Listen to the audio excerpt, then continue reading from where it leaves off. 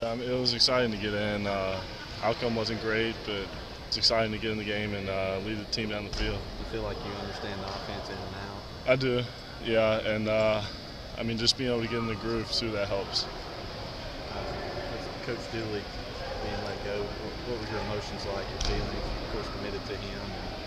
Yeah, it hurts, and it hurts to see that happen to him. I mean, he's a great guy, and he led us well. And I think Coach Shane's doing a good job stepping in and just kind of being Coach Dooley for this last game. I mean, there are a lot of mixed emotions, but I mean, it's part of the business at times. What's the mood like been this past couple of days? I mean, we're excited to play against Kentucky. It's a rivalry game. We're playing for our seniors. I mean, everybody understands that. So we've had a good attitude so far. You're a guy.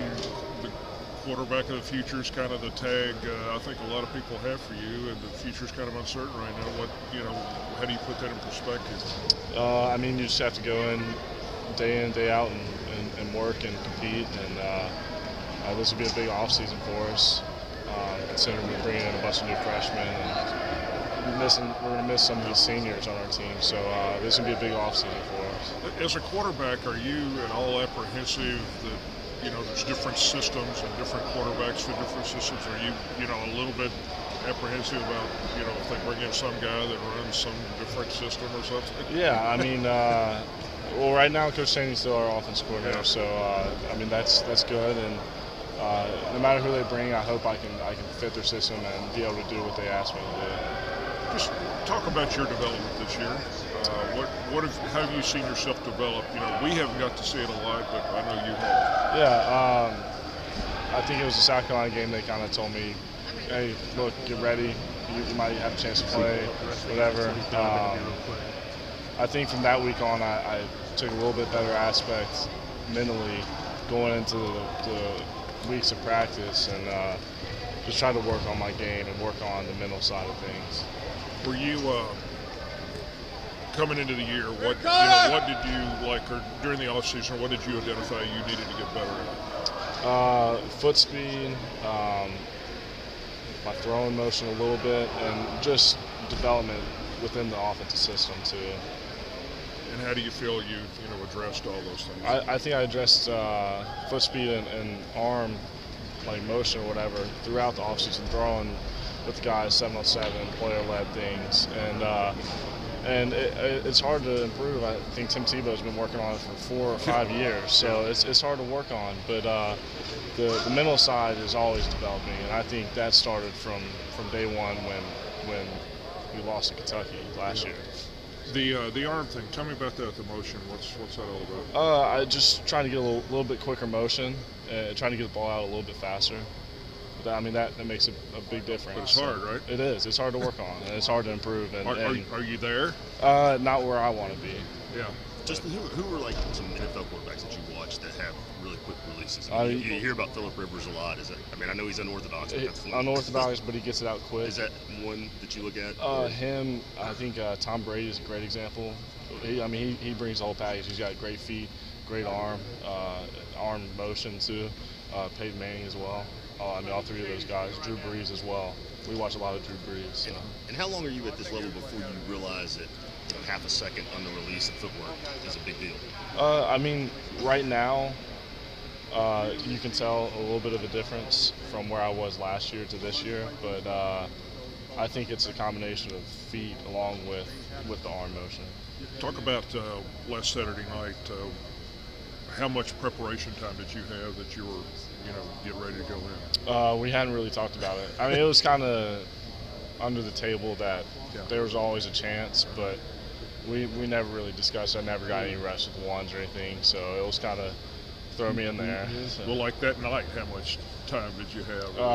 Probably about 10, 15 minutes. Yeah? Yeah. So they kind of told me, hey, look, are you ready to play? Be ready if you're not. So. Who tells you that? Coach Henshaw came and tapped me on the shoulder, and then Coach Manley told me to just stay loose, stay mentally loose, but be ready. Yeah. What happened on the interception, and that's the last thing I'm sure you wanted to say. Just a little bit of miscommunication. They brought a total blitz and just trying to get the ball out of my hands, and it just ended up being a bad football play all around. Yeah.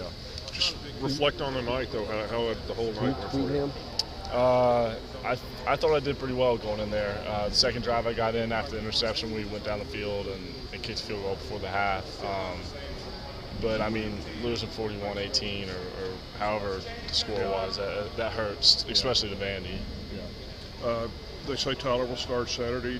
Have you been told be ready in any sense any more than any other week? Not really. It's all. I mean, we all go in kind of preparing, like, hey, like there's a chance you're going to play. So. Have the practice reps been any different the Not first really. 2 days? No. Just what's it been like getting ready this week without the change at the top? I mean, how's practice been? How's the meeting rooms been different? Has it just been weird?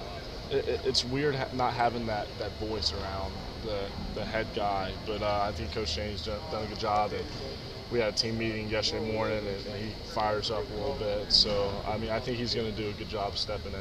And I know Mike asked you about this speculation. How tough is it as a team to just think about Kentucky, and if you're a sophomore or somebody with a lot of time left here, not to think about the next 2 or 3 years? Well, I have a ton of respect for the seniors, and they've been through it all. Anything you can imagine, they've been through it. So I know a lot of guys are looking at it as we got to go play for these guys, not necessarily for the next season, but this is for the seniors and to beat a rivalry team.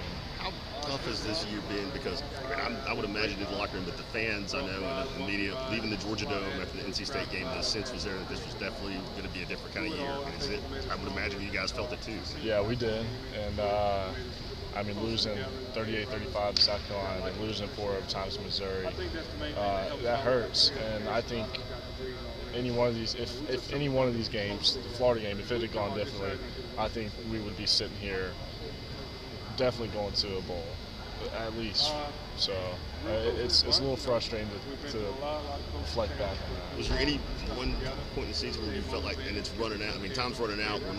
It's not going to be like we thought it was, or was it just I can't believe that just happened. I can't believe that just happened. I honestly, it was like I can't believe that just happened, and I think the Missouri game kind of capped it off, losing 4 overtimes after we were up 21-7 at half.